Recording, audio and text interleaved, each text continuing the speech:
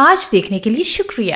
میں دعا کرتی ہوں کہ آج کا پیغام آپ کو طاقت دے، آپ کی زبان کو طاقت بخشے اور آپ کے سوچنے کے انداز کو تبدیل کرے اور آپ کی روح کو تازگی بخشے۔ پاسٹر کے نوٹس کی پیروی کے لیے اسکرین پر دیے QR کوڈ کو اسکین کریں اور آپ انہیں ہماری ایپ پر بھی تلاش کر سکتے ہیں۔ آپ ہمارے اور بھی مواد کو YouTube چینل پر دیکھ سکتے ہیں، اور جب آپ ہمارے YouTube چینل پر جائیں تو لازماً لائک کریں اور سبسکرائب کریں۔ ہم زبور 84 باب 34 سے 6 آیت اور وادی بکہ پر مبنی اپنی سیریز کو جاری رکھے ہوئے ہیں، اور آج ہم سیکھ رہے ہیں کہ اس وادی سے کیسے گزرنا ہے۔ یہاں رکنے کی اجازت نہیں ہے۔ پاک کلام فرماتا ہے کہ ہمیں مشکلات آئیں گی، کٹھن وقت آئیں گے، مگر ہمیں اس میں سے گزر کر فتح یاب ہو کر نکلنا ہے۔ تو آئیں پادری ڈوین سے سیکھتے ہیں۔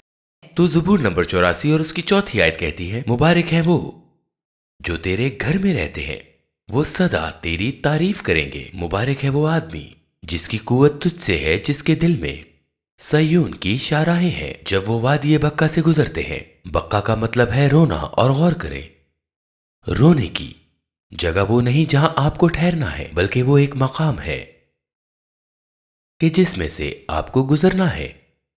بعض لوگ اس چیز کو جو صرف ان کی کتاب کا ایک صفحہ ہونی چاہیے پورا باب بنا لیتے ہیں، حالانکہ آپ کو وادی بکہ سے گزرنا ہے۔ اور غور کریں کہ لکھا ہے وہ اسے چشمہ بنا دیتے ہیں۔ یہ وہ جو ہیں، یہ آپ ہیں ایماندار۔ آپ اس جگہ کو، اس رونے کی جگہ کو، بیابان جگہ کو چشمہ بنا دیتے ہیں۔ بارشوں سے، تالابوں سے بھر دیتی ہے۔ وہ قوت سے قوت کی طرف بڑھتے جاتے ہیں۔ ہر ایک خدا کے حضور سیون میں حاضر ہوگا۔ میں آپ سے صرف یہ کہنا چاہتا ہوں کہ مبارک ہے وہ آدمی جس کی قوت تجھ سے ہے۔ وہ 5ویں آیت سے ہے، جس کے دل میں سیون کی شاہراہیں ہیں۔ اب فلپیو 3 باب اور اس کی 20 آیت۔ اب اس آیت میں بائبل ہمیں بتاتی ہے ہمارا وطن آسمان پر ہے، اور ہم ایک منجی یعنی خداوند یسوع مسیح کے وہاں سے آنے کا انتظار کر رہے ہیں۔ ہم سب جانتے ہیں کہ یسوع دوبارہ واپس آنے والے ہیں، مگر میں چاہتا ہوں کہ آپ غور کریں کہ ہماری شہریت آسمان پر ہے، اور اس وجہ سے بائبل ہمیں غلطیوں کے 3 باب میں بتاتی ہے کہ بس جب تم مسیح کے ساتھ جلائے گئے تو عالم بالا کی چیزوں کی تلاش میں رہو، جہاں مسیح موجود ہے اور خدا کے داہنی طرف بیٹھا ہے۔ لہٰذا ہمیں اپنی محبت اوپر کی چیزوں پر رکھنی ہے۔ میں جب 20 سال کا تھا تب میں مسیحی بنا، اور فوراً مجھے بائبل کے لیے زبردست پیاس لگ گئی۔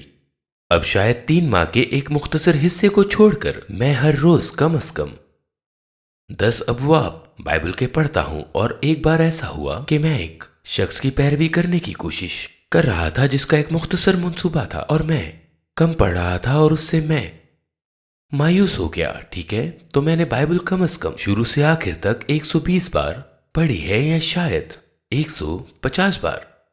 دیکھیں، اب آپ کہیں گے کہ یہ اس لیے کہ آپ پاسٹر ہیں۔ میں اس لیے پاسٹر ہوں کیونکہ میں بائبل پڑھتا ہوں۔ میں بائبل اس لیے نہیں پڑھتا کہ میں پاسٹر ہوں۔ تو آپ کی محبت کہاں ہے؟ آپ جانتے ہیں بائبل کہتی ہے کہ اس کی خوشی خداوند کی شریعت میں ہے۔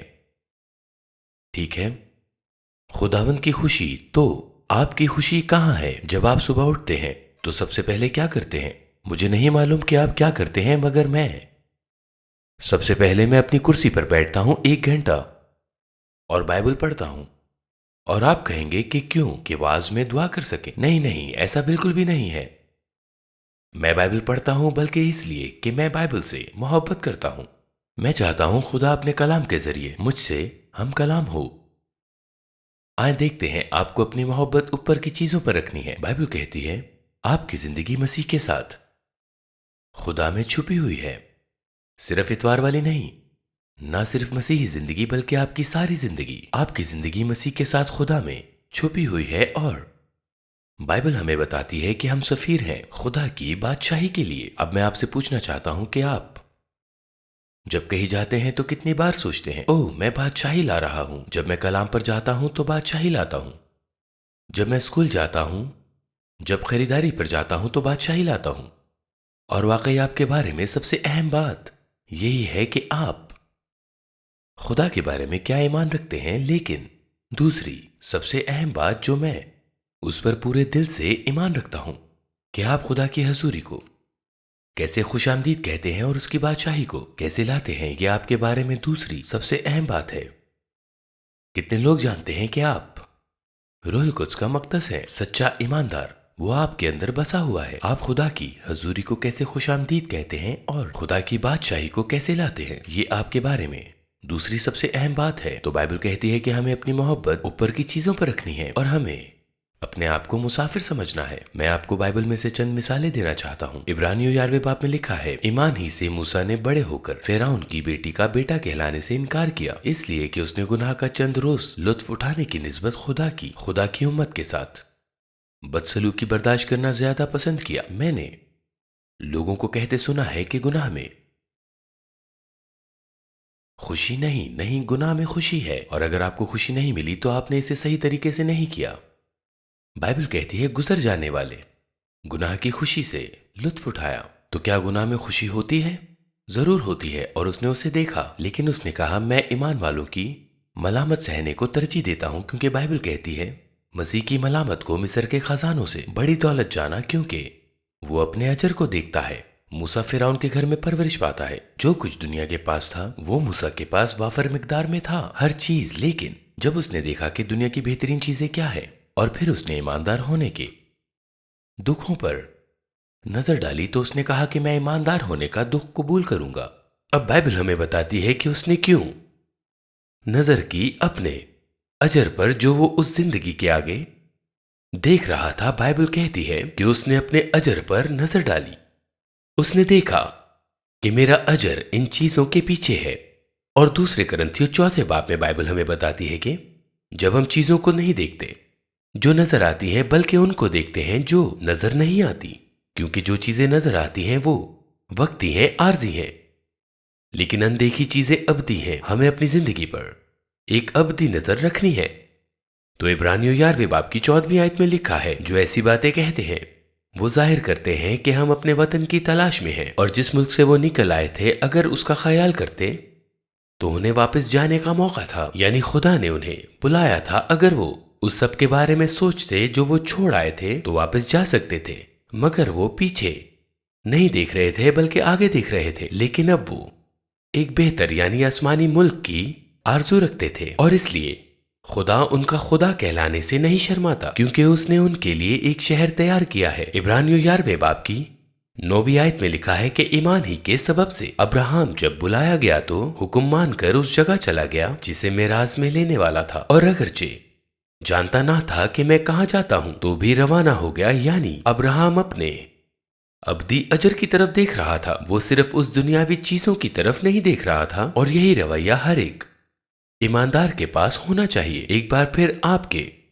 بارے میں سب سے اہم بات یہ ہے کہ آپ خدا کے بارے میں کیا ایمان رکھتے ہیں، اور آپ کے بارے میں دوسری سب سے اہم بات یہ ہے کہ آپ اس کی حضوری کو کیسے خوش آمدید کہتے ہیں۔ رومیو 12 باب کی 2 آیت میں لکھا ہے، اور اس جہان کے ہم شکل نہ بنو بلکہ عقل نئی ہو جانے سے اپنی صورت بدلتے جاؤ، تاکہ خداوند کی نیک اور پسندیدہ اور کامل مرضی تجربہ سے معلوم کرتے رہو۔ ہم اسے کیسے سوچتے ہیں اور کیا کرتے ہیں، کیونکہ لکھا ہے بلکہ عقل نئی ہو جانے سے اپنی صورت، تو وہ سوچ کی تبدیلی کہاں سے آئے گی؟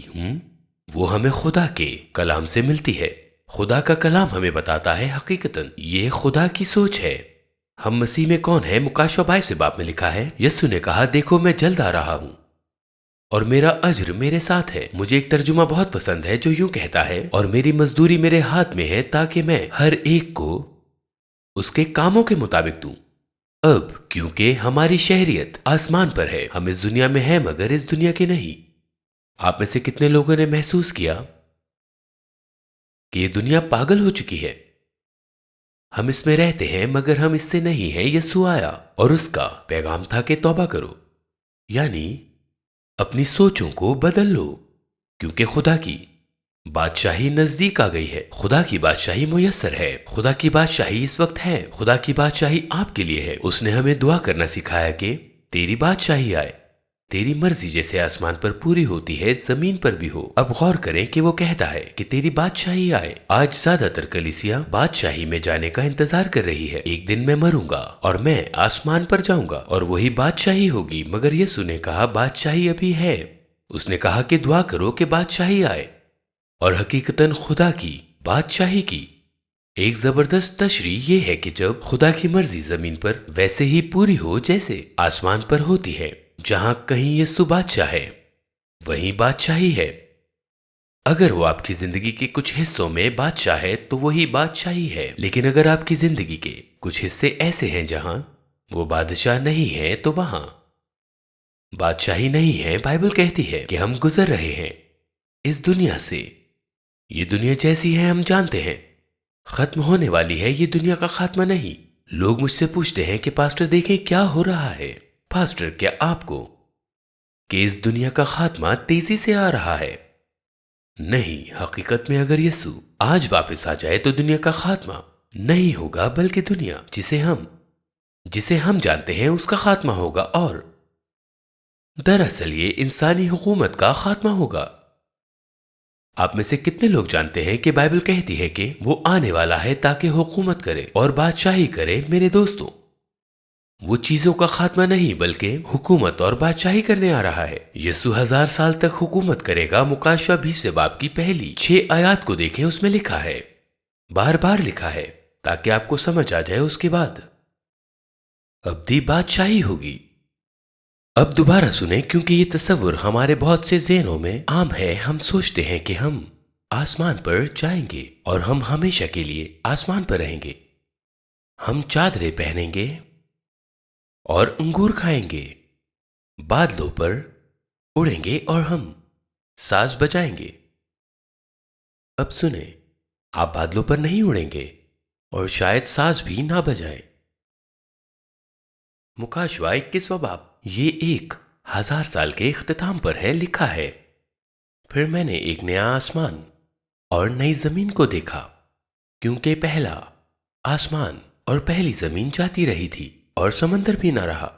پھر ہم نے شہر مقدس نئے یروشلم کو آسمان پر سے خدا کے پاس سے اترتے دیکھا، اور وہ اس دلہن کی مانند۔ پھر یوحنا نے مقدس شہر نئے یروشلم کو آسمان سے نیچے اترتے دیکھا، آراستہ تھا جس نے اپنے شوہر کے لیے سنگھار کیا ہو۔ پھر میں نے تخت میں سے کسی کو بلند آواز سے یہ کہتے سنا کہ دیکھو، خدا کا خیمہ آدمیوں کے درمیان ہے، اور وہ ان کے ساتھ سکونت کرے گا، اور وہ اس کے لوگ ہوں گے، اور خدا آپ ان کے ساتھ رہے گا اور ان کا خدا ہوگا، اور وہ ان کی آنکھوں کے سب آنسو پونچھ دے گا۔ اس کے بعد نہ موت رہے گی، نہ ماتم رہے گا، اور نہ آہ، نہ نلا، نہ درد۔ پہلی چیزیں جاتی رہیں۔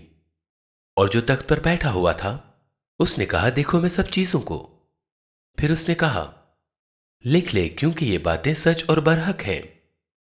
تو آئے میں آپ کو بتاتا ہوں کہ آگے کیا ہونے والا ہے۔ 1000 سال کے اختتام پر خدا متحرک ہوگا۔ جب خدا حرکت کرتا ہے تو وہ ایک نیا شہر لے آتا ہے، اور وہ جگہ جسے آپ اور میں آسمان کہتے ہیں نیچے آ جائیں گی، اور یہ زمین پر آ رہی ہیں، اور ابدیت کسی دور مقام پر نہیں ہے، ابدیت اسی زمین پر ہے۔ اب مجھے پرواہ نہیں کہ آپ کیتھولک ہیں یا اصلاح پسند ہیں یا بیپٹائز ہیں یا پینتیکوسٹل ہیں، کوئی فرق نہیں پڑتا، کیونکہ ہر فرقہ اس بات پر ایمان رکھتا ہے بلا استثناء ہر ایک ٹھیک ہے، مگر کسی وجہ سے ہم انسان اس بات کو نہیں سمجھ پاتے کہ ابدیت دور کہیں نہیں بلکہ یہیں پر ہے۔ یہ کسی دوسری جگہ پر نہیں بلکہ اسی زمین پر ہے۔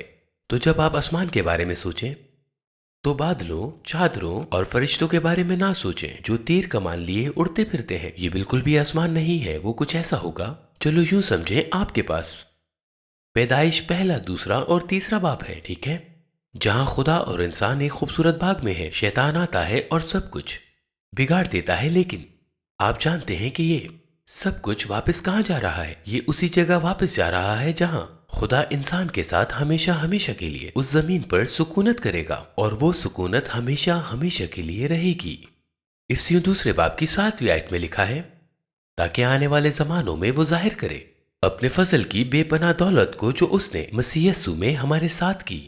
اب نوٹ کریں کہ وہاں لکھا ہے آنے والے زمانہ میں، یعنی ادوار، مفسرین اسے دور یا نظام کہتے ہیں، اور اس کا مطلب صرف یہ ہے، وہ طریقہ جس سے خدا انسانوں سے ملاقات کرتا ہے، وہ طریقہ جس سے خدا انسانوں سے ملاقات کو طے کرتا ہے۔ تو خدا نے اس وقت انسانوں سے ایک خاص طریقے سے معاملہ کیا جب وہ باغ میں تھے، مگر پھر آدم سے نوح تک خدا نے انسان سے ایک مختلف طریقے سے معاملہ کیا۔ خدا نے نوح کے ساتھ ایک عہد باندھا، اور موسیٰ تک خدا نے انسانوں سے ایک خاص طریقے سے ملاقات طے کی۔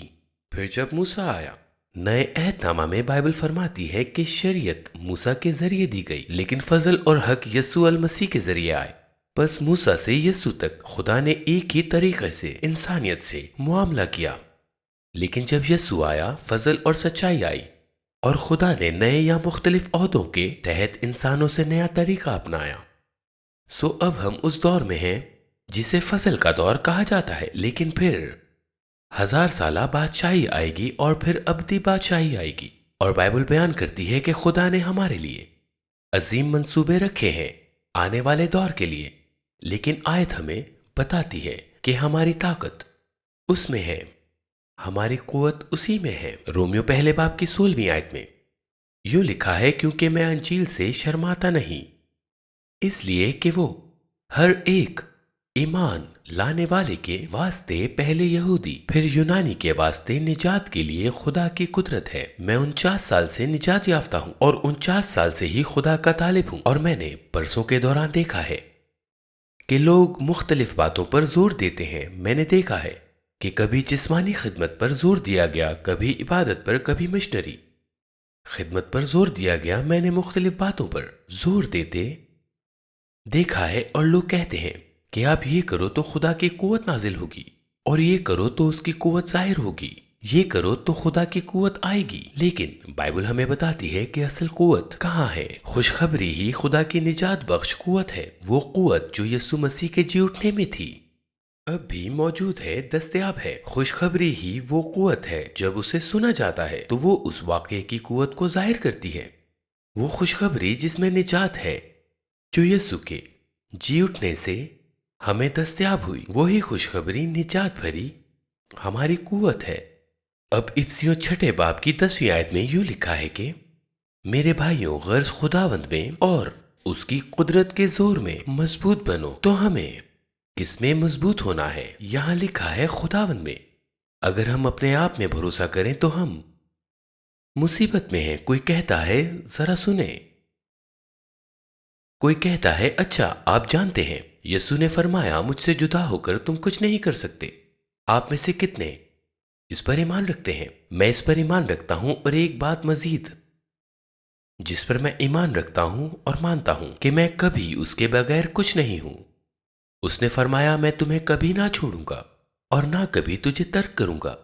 بس ہمیں خدا میں مضبوط بننا ہے، نہ کہ اپنی طاقت میں بلکہ خدا کی قوت میں۔ افسیوں 3 باب کی 10ویں آیت میں لکھا ہے کہ تاکہ اب کلیسیا کے وسیلہ سے خدا کی طرح طرح کی حکمت ان حکومت والوں اور اختیار والوں کو جو آسمانی مقاموں میں ہے معلوم ہو جائے۔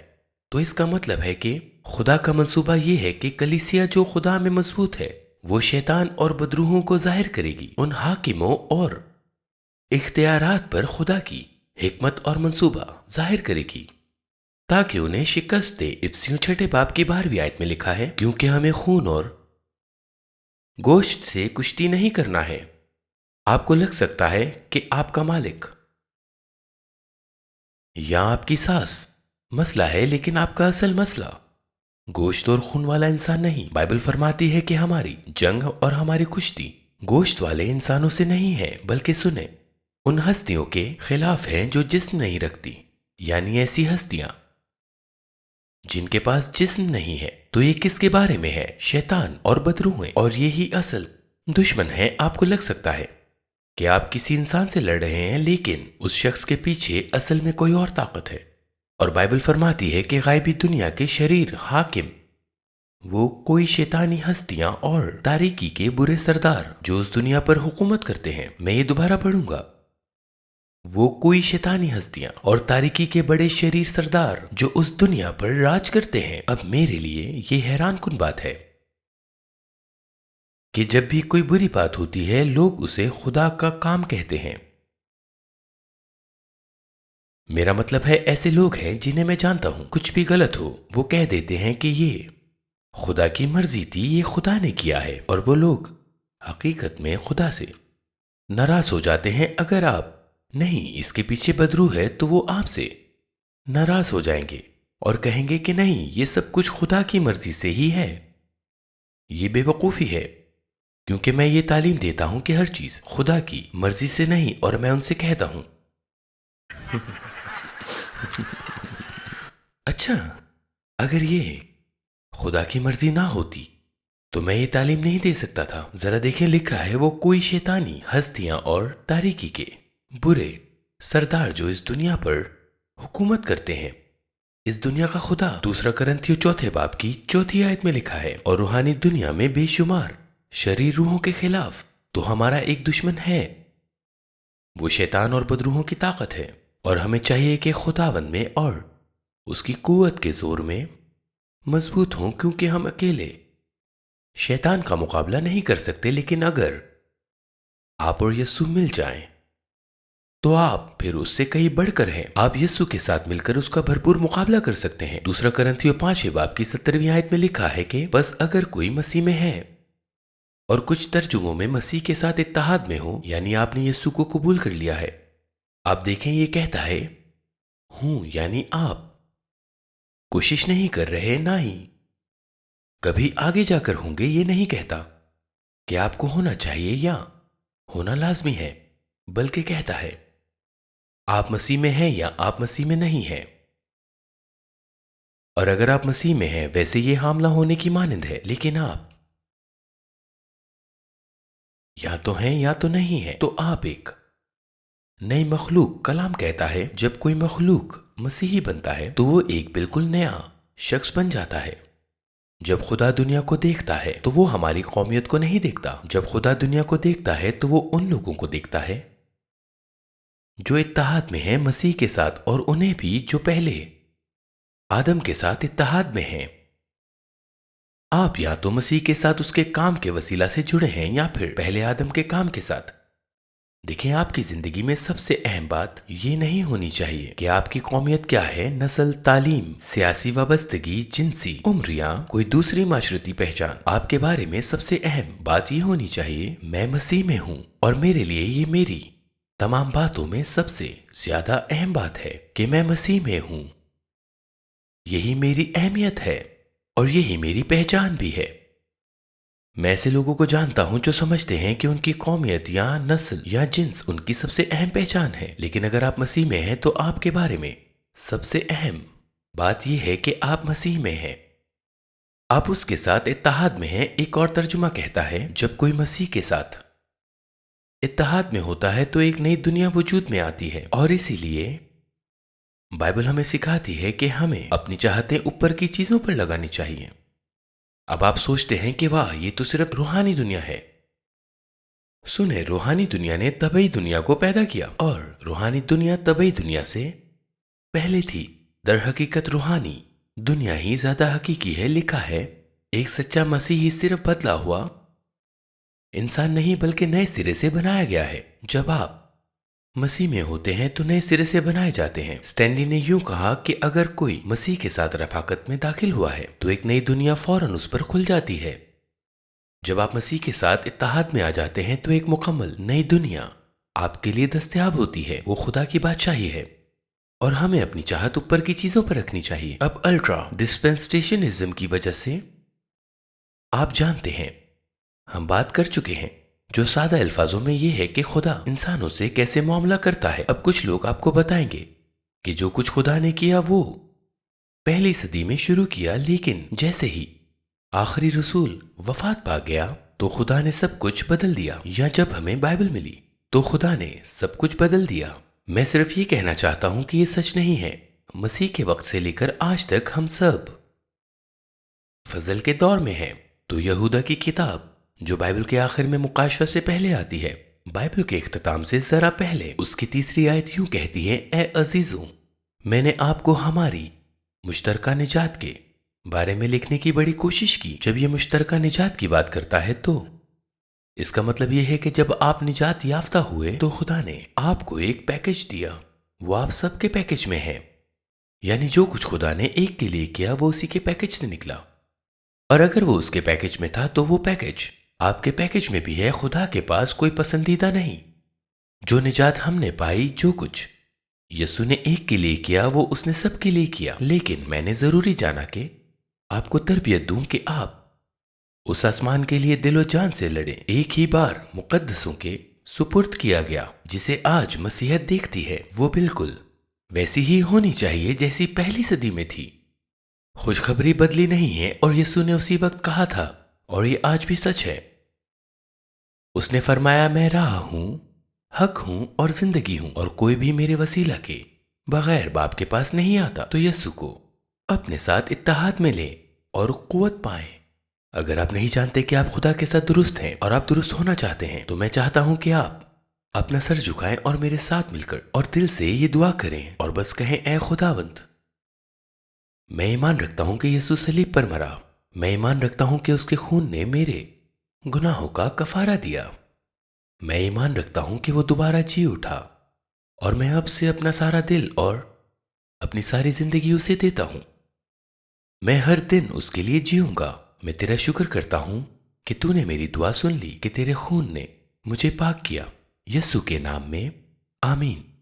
अगर आपने दिल से ये दुआ की है तो जान ले कि खुदा ने आपकी दुआ सुन ली है और आप माफ कर दिए गए हैं। अब आप खुदा के साथ दुरुस्त हो गए हैं और आपने खुदा की बादशाही में पहला कदम रख दिया है। लेकिन हम चाहते हैं कि आप रूहानी तौर पर बढ़ते रहें। इसके लिए मैंने एक किताब लिखी है जो नकात से भरी हुई है, ताकि आप रूहानी तौर पर बढ़ते रहें। और मैं चाहता हूं कि वो किताब आपको बिल्कुल मुफ्त भेजूं। आप उसे डाउनलोड करें या हमें बताएं ताकि हम आपको बिल्कुल मुफ्त भेजें।